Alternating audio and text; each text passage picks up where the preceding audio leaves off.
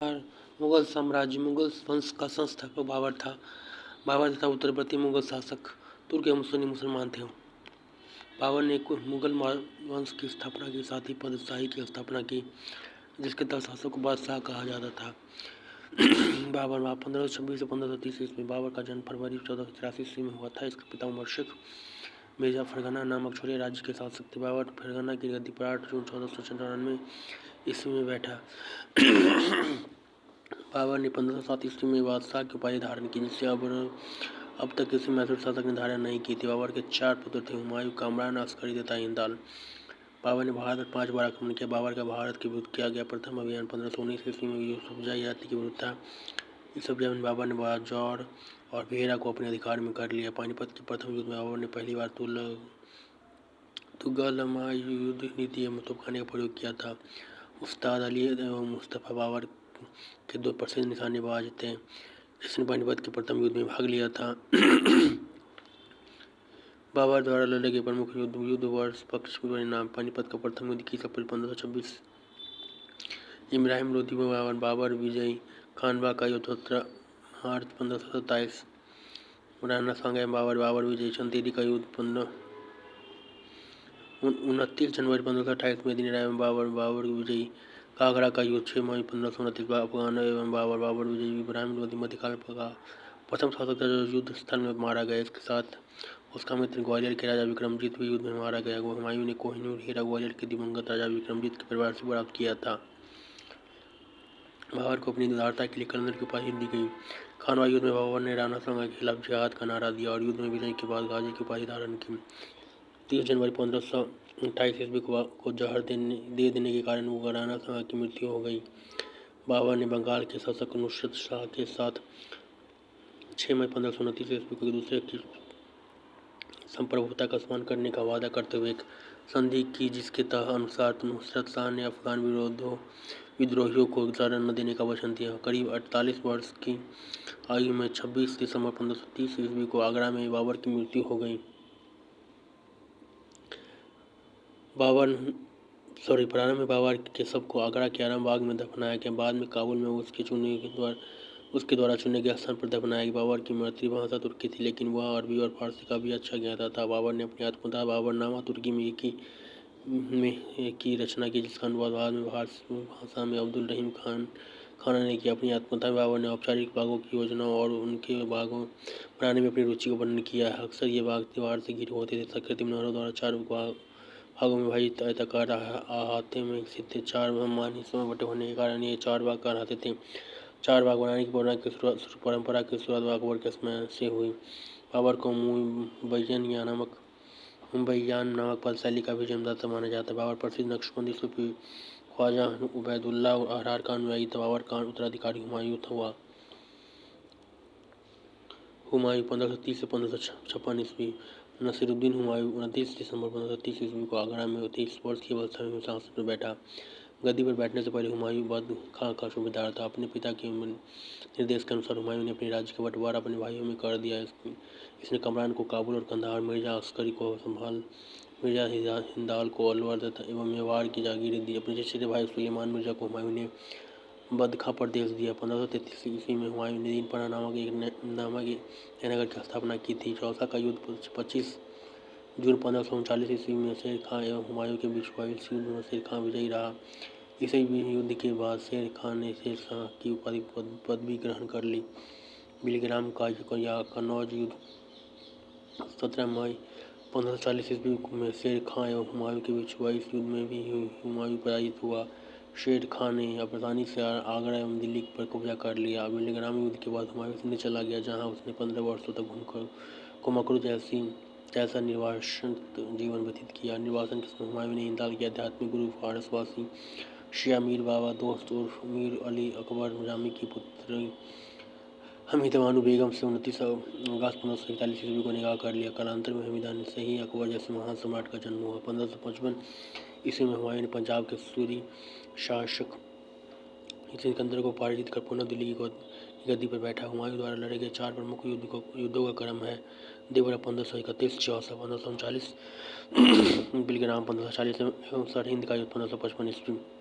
1 जनवरी 1556 को दिन पनाह भवन में स्थित पुस्तकालय शेर मंडल की सीढ़ी से गिरने के कारण हुमायूं की मृत्यु हो गई। हुमायूं के बारे में इतिहासकार लेनपुन ने कहा है कि हुमायूं गिरते पड़ते जीवन से मुक्त हो गया, ठीक उसी तरह जिस तरह तमाम जिंदगी वह गिरते पड़ते चलता रहा था। हुमायूंनामा की रचना गुलबदन बेगम ने की थी। हुमायूं ज्योतिष में विश्वास करता था, इसलिए उसने सप्ताह के 7 दिन 7 रंग के कपड़े पहनने के नियम बनाए। शेर शाह 1540 से 1545 साम्राज्य का संस्थापक अफगान वंश से शेर शाह शूरी था। Doctor KR. कानून के अनुसार प्रांतीय नारनौर महेंद्रगढ़ स्थान पर इब्राहिम के पुत्र हसन के घर वर्ष 1486 में शेर शाह का जन्म हुआ था। महात्मा शरण का विचार है कि शेर शाह का जन्म वर्ष 1772 ईस्वी में हुआ था। इसके बचपन का नाम फरीद खां था। यह शूर वंश से संबंधित था। इसके पिता हसन खां जौनपुर राज्य के अंतर्गत सासाराम के जमींदार थे। फरीद ने एक शेर को तलवार की एक वही वार से मार दिया। उसकी इस बहादुरी से प्रसन्न होकर बिहार के अफगान शासक सुल्तान मोहम्मद बहार खान लोहानी ने उसे शेर खां की उपाधि प्रदान की। शेर शाह बिलग्राम युद्ध 1540 ईस्वी के बाद दिल्ली की गद्दी पर बैठा। शेर शाह की मृत्यु कालिंजर के किले की खोज जीतने के क्रम में 22 मई 1545 ईस्वी को हो गई। मृत्यु के समय वह उनका नाम का आग्नेय शास्त्र चला रहा था। कालिंजर का शासक कौरत सिंह था। हिंद एवं ईरानी वास्तुकला के समन्वय का प्रथम उदाहरण है शेर शाह का मकबरा, जिसे सासाराम में झील के बीच ऊंचे टीले पर निर्मित किया गया। रोहतासगढ़ किला कुन्हा की दिल्ली नामक मस्जिद का निर्माण शेर शाह के द्वारा किया गया था। शेर शाह का उत्तराधिकारी उसका पुत्र इस्लाम शाह था। शेर शाह ने भूमि के माप के लिए 32 अंकों वाला सिकंदरी गज एवं स्वर्ण की डंडी का प्रयोग किया। इसने 178 गिरन चांदी का रुपया व 380 गिरन तांबे के दाम चलवाया। शेर शाह ने रोहतासगढ़ के दुर्ग एवं कन्नौज का स्थान पर शेरशू नामक नगर बसाया। शेर शाह के समय पैदावार का लगभग 3 भाग सरकार लगान के रूप में वसूल करती थी। कबूलियत एवं पट्टा प्रथा की शुरुआत शेर शाह ने की। शेर शाह ने 1541 ईस्वी में पाटलिपुत्र को पटना के नाम से पुनः स्थापित किया। इसने ग्रैंड ट्रंक रोड की मरम्मत करवाई। डाक प्रथा का प्रचलन शेर शाह के द्वारा किया गया। मलिक मोहम्मद जैसे शेर शाह के समकालीन थे। अकबर के समकालीन शासक रानी एलिजाबेथ 1558 से 1603 ईस्वी, इंग्लैंड शाह अब्बास 1518 से 1629 ईस्वी, Iran tsar Ivan four Vasilyevich 1530 से 1548 रूस tsar Ivan four Vasilyevich Ivan the terrible नाम से कुख्यात था। अकबर 1556 से 1605 ईस्वी। सम्राट अकबर का जन्म 15 अक्टूबर 1542 ईस्वी को हमीदा बानो बेगम के गर्भ से अमरकोट के राणा वीरसार के महल में हुआ। अकबर के बचपन का नाम जलाल था। उसका राज्याभिषेक 14 फरवरी 1556 ईस्वी को पंजाब के कलानौर नामक स्थान पर हुआ। अकबर का शिक्षक अब्दुल लतीफ ईरानी विद्वान था। तो जलालुद्दीन मोहम्मद अकबर बादशाह गाजी की उपाधि से सिंहासन पर बैठा। बैरम खां शियामतावलंबी 1556 से 1530 ईस्वी तक अकबर का संरक्षक रहा। बद खां का निवासी था। उसे प्यार से खानी बाबा कहा जाता था। पानीपत की दूसरी लड़ाई 5 नवंबर 1556 ईस्वी को अकबर और हुमायूं के बीच हुआ।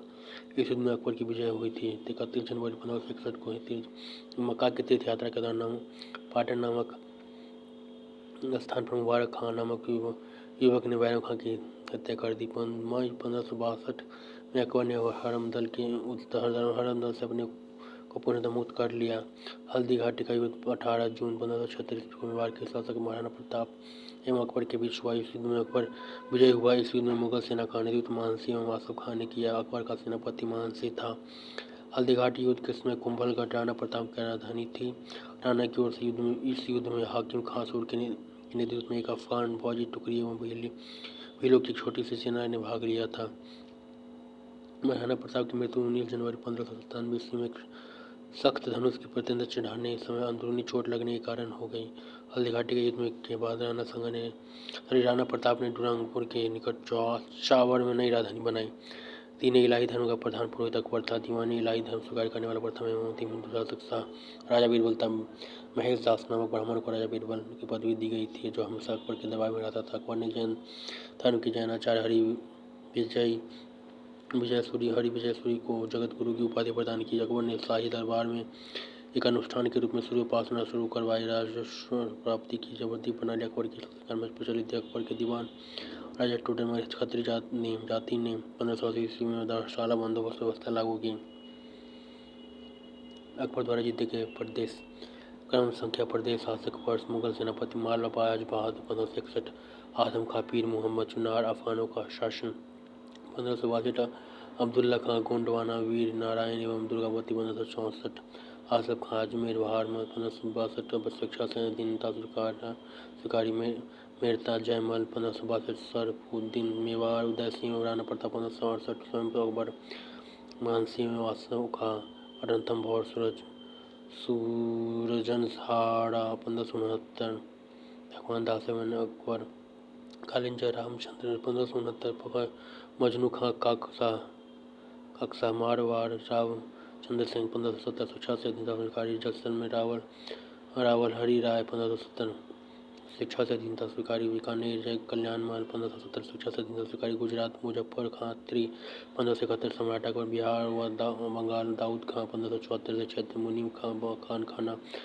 काबुल हकीम मिर्जा 1581 मानसिंह अकबर कहा कश्मीर यूसुफ याकूब खां 1586 भगवान दास कासिम खां उड़ीसा निसार खां 1592 मानसिंह सिंध जानी बेग 1593 अब्दुल रहीम खान खानक बलूचिस्तान पन्नी अफगान 1595 मीर मासूम कंधार मुजफ्फर हुसैन 1595 शाह बेग दक्षिण भारत क्रम प्रदेश शासक वर्ष मुगल सेनापति खान देश अली खां 1591 सुजह से अधीनता स्वीकारी दौलताबाद चांदी 1599 मुराद अब्दुल रहीम खान खाना अबुल फजल अकबर अहमदनगर बहादुर शाह चांद बीबी 1600 श्रीगढ़ मीरन बहादुर 1601 अकबर यह अकबर का अंतिम अभियान था। अकबर के दरबार का प्रसिद्ध संगीतकार तानसेन तक गुजरात विजय के दौरान अकबर सर्वप्रथम उत्कलियों से मिला और वहीं से उसने सर्वप्रथम समुद्र को देखा। गुजरात अभियान की को इतिहासकार ने संसार के इतिहास का सर्वाधिक दूरगामी आक्रमण कहा है।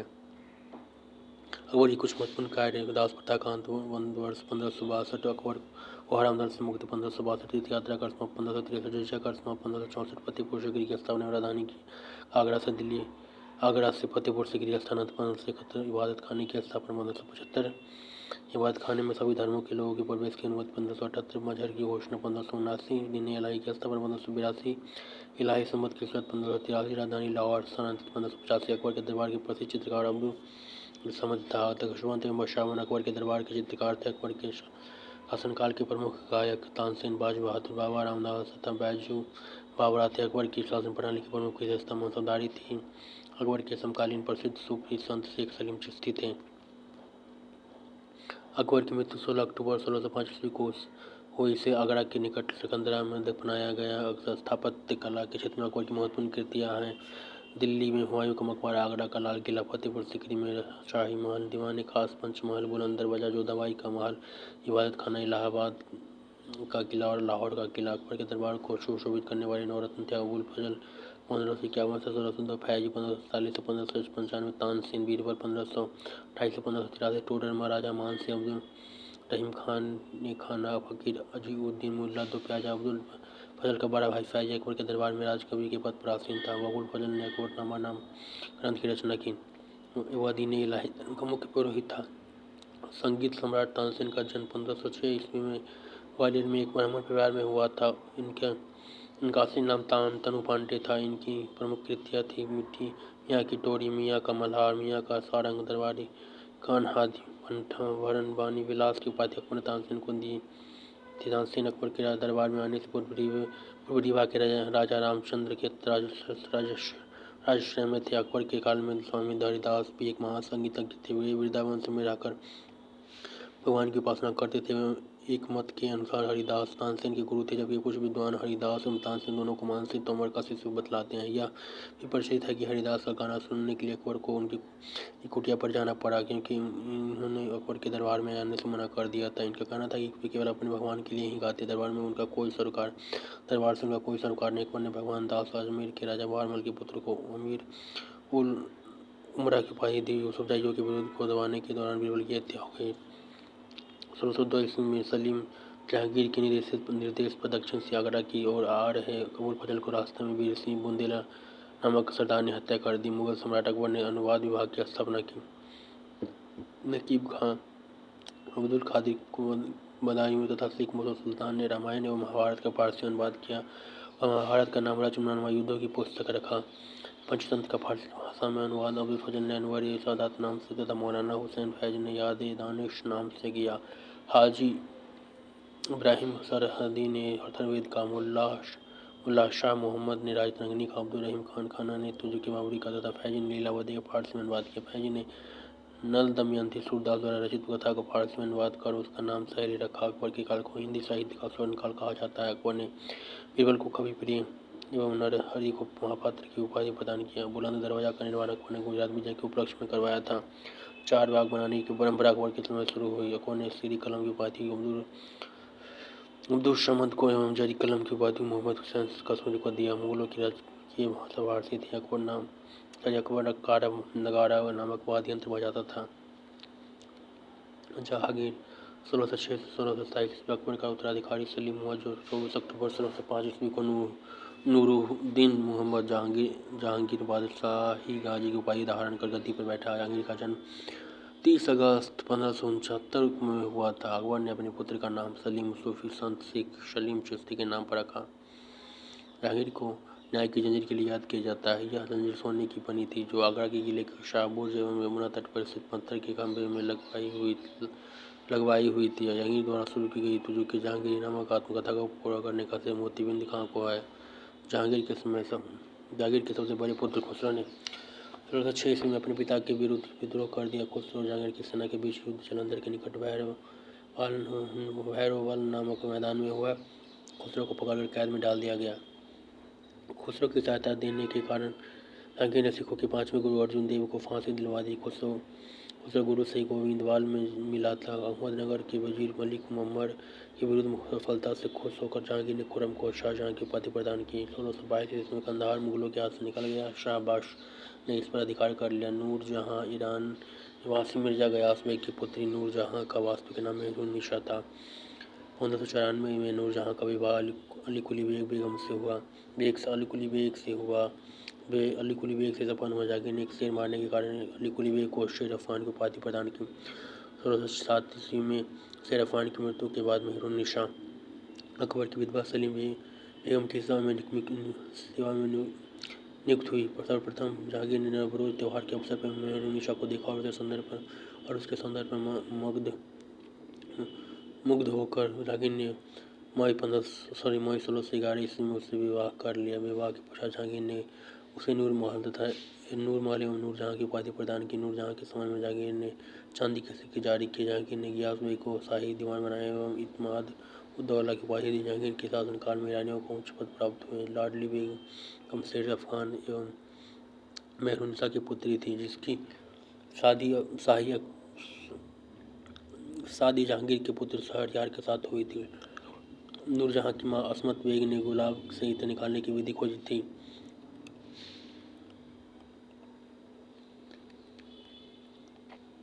महावत खां ने झेलम नदी के तट पर 1626 ईस्वी में जहांगीर, नूरजहां एवं उसके भाई आसफ खां को बंदी बना लिया था। जहांगीर के 5 पुत्र थे: खुसरो, परवेज, मुकर्रम, शहरयार, जहांदर।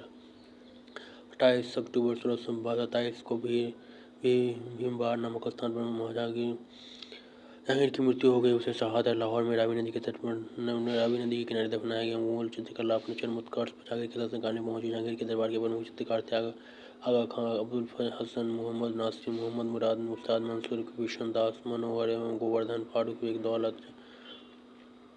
जहांगीर ने आगा राजा के नेतृत्व में आगरा में एक चित्रशाला की स्थापना की।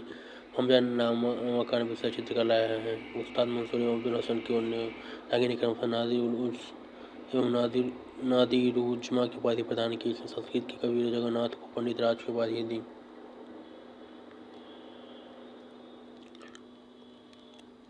जहांगीर ने अपनी आत्मकथा में लिखा कि कोई भी चित्र, चाहे वह किसी मृत व्यक्ति या जीवित व्यक्ति द्वारा बनाया गया हो, मैं देखते ही तुरंत बता सकता हूँ कि किस चित्रकार की कृति है। यदि किसी चेहरे पर आँख किसी एक चित्रकार ने और भौं किसी और ने बनाई हो, तो भी मैं यह जान लेता हूँ कि आँख किसने और भौं किसने बनाई है। जहांगीर के समय को चित्रकला का स्वर्णकाल कहा जाता है। इत्माद उद दौला का मकबरा 1626 ईस्वी में नूरजहां बेगम ने बनवाया। मुगलकालीन वास्तुकला के अंतर्गत निर्मित यह प्रथम ऐसी इमारत है जो रूप से बेदाग सफ़ेद संगमरमर से निर्मित है। सर्वप्रथम इसी इमारत में पित्रादुरा नामक जराव काम किया गया। अशोक के कौशाम्बी स्तंभ का प्रयोग वर्तमान में प्रयाग पर समुद्रगुप्त की प्रयाग प्रशस्त तथा जहांगीर का लेख उत्कीर्ण है। जहांगीर के मकबरा का निर्माण नूरजहां ने करवाया था। जहांगीर के शासनकाल में कैप्टन हॉकिंस प्रथम अंग्रेज सर थॉमस रो, विलियम पेंच एवं एडवर्ड टेरी जैसे यूरोपीय यात्री आए थे। शाहजहां 1627 से 1657 ईस्वी जहांगीर के बादशाह सिंहासन पर शाहजहां बैठा। जोधपुर के शासक मोटा राजा उदय सिंह की पुत्री जगत गोसाई के गर्भ से 5 जनवरी 1592 को खुर्रम शाहजहां का जन्म लाहौर में हुआ था। 1622 में खुर्रम का विवाह वहां की पुत्री अर्जुमंद बानो बेगम से हुआ, जिसे शाहजहां ने मलिका-ए-जामी की उपाधि प्रदान की। 7 जून 1631 ईस्वी पर सपीड़ा के कारण उसकी मृत्यु हो गई। 4 फरवरी 1628 ईस्वी को शाहजहां आगरा में अबू मुजफ्फर शहाबुद्दीन मुहम्मद साहिब की निशानी की उपाधि धारण कर सिंहासन पर बैठा। शाहजहां ने आजम खां को वजीर पद एवं महावत खां को खाना की उपाधि प्रदान की। इसने नूरजहां को 2 लाख रुपये प्रति वर्ष की पेंशन देकर लाहौर जाने दिया, जहां 1645 ईस्वी में उसकी मृत्यु हो गई। अपनी बेगम मुमताज महल की याद में शाहजहां ने ताजमहल का निर्माण आगरा में उसी कब्र के ऊपर करवाया। उस्ताद ईशान ने ताजमहल की रूपरेखा तैयार की थी। ताजमहल का निर्माण करने वाला मुख्य स्थापत्य कलाकार उस्ताद अहमद लाहौरी था। मयूर सिंहासन का निर्माण शाहजहां ने करवाया था। इसका मुख्य कलाकार भी बादल खां था। बादशाह के सिंहासन के पीछे पित्रादुरा के जराव काम की एक श्रृंखला बनाई गई थी, जिससे पौराणिक यूनानी देवता ऑर्फियस को बिना बजाते हुए चित्रित किया गया है। शाहजहां के शासनकाल को स्थापत्य कलाकार स्वर्णयुग कहा जाता है। शाहजहां द्वारा बनाई गई प्रमुख इमारतें हैं दिल्ली का लाल किला, दीवाने खास दिल्ली का जामा मस्जिद, आगरा का मोती मस्जिद, ताजमहल एवं लाहौर की रियासत शीश महल आदि। हुमायूं के मकबरे को ताजमहल का पूर्ववर्ती माना जाता है। शाहजहां ने 1632 ईस्वी में अहमदनगर को मुगल साम्राज्य में मिला लिया। शाहजहां ने 1638 ईस्वी में अपनी राजधानी को आगरा से दिल्ली लाने के लिए यमुना नदी के दाहिने तट पर शाहजहानाबाद की नींव डाली। आगरे की जामा मस्जिद का निर्माण शाहजहां की पुत्री जहरा ने करवाई। शाहजहां के दरबार के प्रमुख चित्रकार मोहम्मद फकीर एवं मीर वासिम थे। शाहजहां के दरबार में वंशीधर मिश्र एवं हरि नारायण मिश्र नामक 2 संस्कृत के विद्वान कवि थे। शाहजहां ने संगीतज्ञ लाल खां को गुण समुद्र की उपाधि तथा एवं संगीतज्ञ जगन्नाथ को हिंदी का कवि भी था, जो महाकवि राय की उपाधि से सम्मानित की। या शाहजहां के पुत्रों में दारा सिकोह सर्वाधिक विद्वान था। इसने भगवद गीता, योग, वशिष्ठ उपनिषद एवं रामायण का अनुवाद फारसी में करवाया। इसने सर-ए-अकबर महान रहस्य नाम से उपनिषदों का अनुवाद करवाया था। दारा सिकोह कादरी सिलसिले के मुल्ला शाह बदख्शी का था। शाहजहां ने दिल्ली में एक कॉलेज का निर्माण एवं दारुल बकार नामक कॉलेज की मरम्मत करवाई।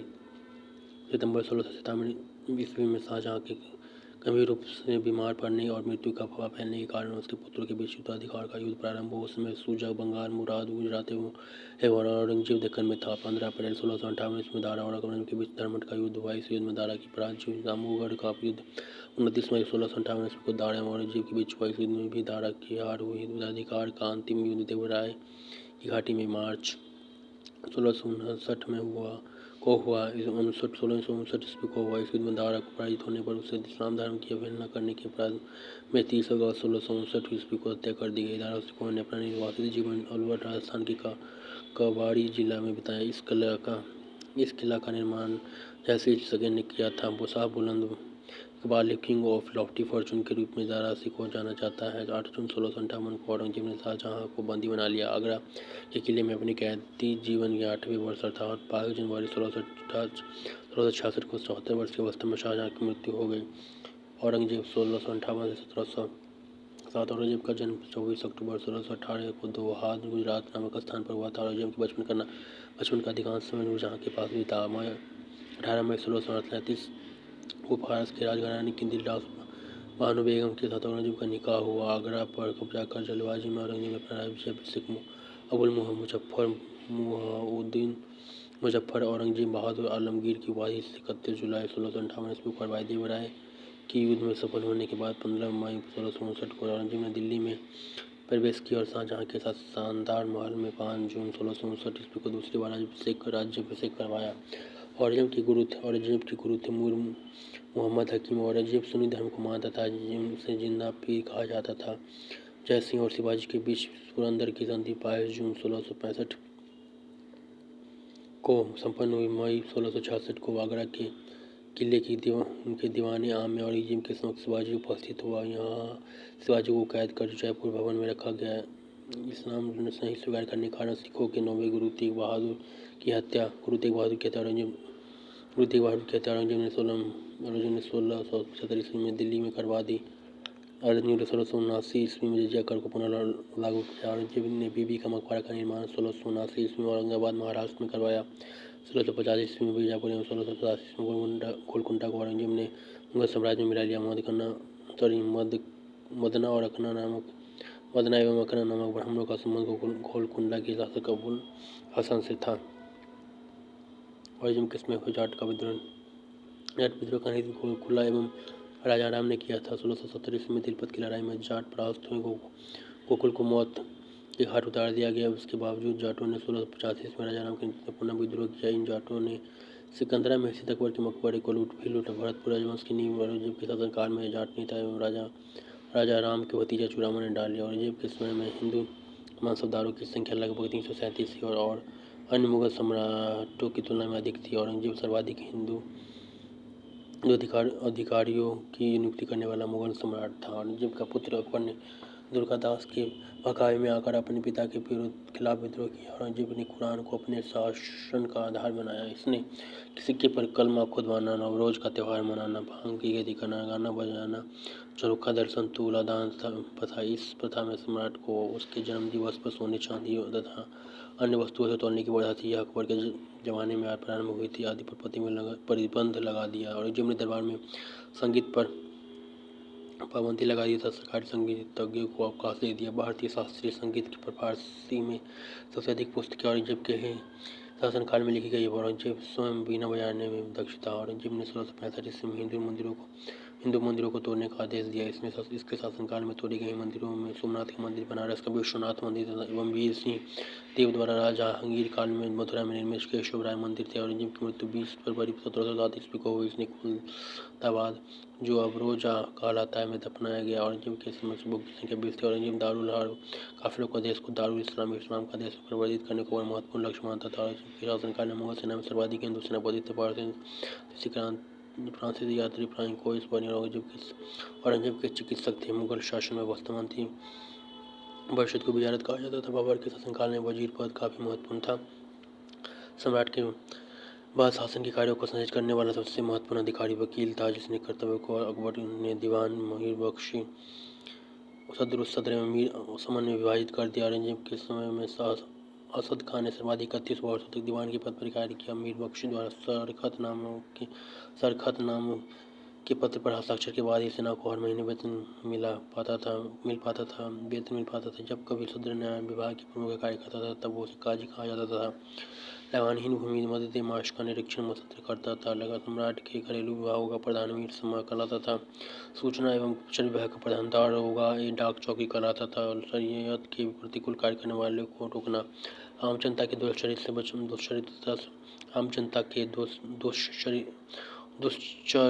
बचाने का कार्य मुहतशिम नामक अधिकारी करता था। प्रशासन की दृष्टि से मुगल साम्राज्य का बंटवारा सूबों का सरकारों का परगना या महल का जिलों या दस्तूर ग्राम में बटे हुए थे। प्रशासन की सबसे छोटी इकाई ग्राम थी, जिसे मावदा या दी कहते थे। मावदा के अंतर्गत छोटी छोटी बस्तियों को नागर कहा जाता था। मुगल काल के प्रमुख अधिकारी एवं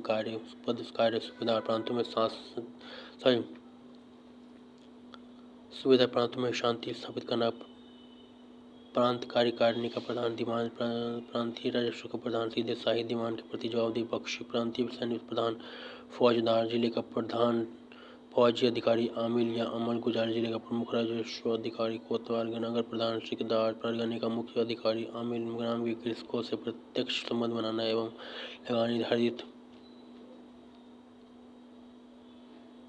करना। शाहजहाँ के शासनकाल में सरकार एवं परगना के मध्य चकला नाम की एक नई इकाई की स्थापना की गई। भूमि की कर के के भूमि काट के विभाजन के आधार पर मुगल साम्राज्य की समस्त भूमि 3 वर्गों में विभाजित थी। खालसा भूमि प्रत्यक्ष रूप से बादशाह के नियंत्रण में जागीर भूमि, तनख्वाह के बदले दी जाने वाली भूमि, सरयूगल या मध्य मार्च जमींदार में दी गई लगानहीन भूमि, इसमें मिल्क भी कहा जाता था। देशर शाह द्वारा भू राजस्व हेतु अपनाई जाने वाली प्रति राई का उपयोग अकबर ने किया था। अकबर के द्वारा करूरी नामक अधिकारी की नियुक्ति 1573 ईस्वी में की गई। इसने अपने क्षेत्र से 1 करोड़ दाम वसूल करना होता था। 1580 ईस्वी में अकबर ने दाहशाला नाम की नवीन कर प्रणाली प्रारंभ की। इस व्यवस्था को टोटल बंदोबस्त भी कहा जाता था।